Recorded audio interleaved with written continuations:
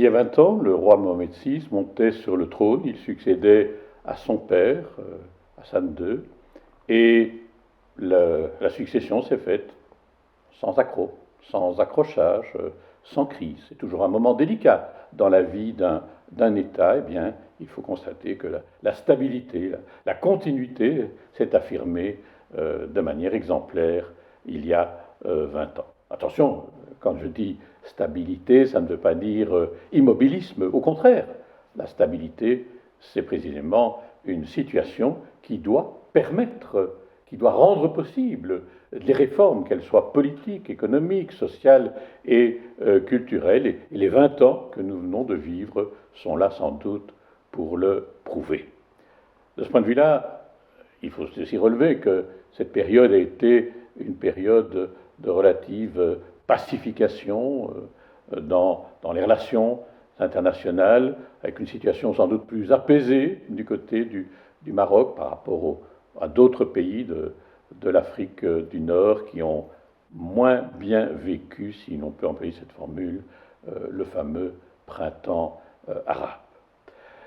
J'ai toujours considéré que le Maroc était un interface, un intermédiaire, si on peut dire, entre le continent africain, dont il est le pays le plus au nord, le plus proche de la Méditerranée, et d'autre part, cette Europe dans laquelle je vis.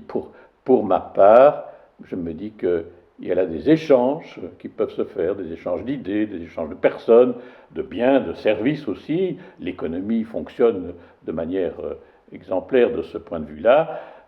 C'est aussi une façon peut-être de dire à d'autres pays africains, le Maroc vient de les rejoindre par le biais de l'Union africaine, notamment les pays de l'Afrique subsaharienne, qu'il y a sans doute des expériences et des pratiques dont on peut facilement s'inspirer. Je constate évidemment que dans ce règne de 20 ans, 2011, alors je suis constitutionnaliste, c'est peut-être une déformation professionnelle, mais 2011 a tout de même été un moment important du règne lorsque la Constitution est modifiée sur proposition du roi, avec approbation par le peuple, par le biais du référendum du 1er juillet. C'est un moment important dans la vie politique du pays, puisqu'on redessine à la fois les contours de la fonction royale et de la fonction du chef de gouvernement, et puisque là aussi on entre dans une autre voie qui est la fameuse régionalisation avancée.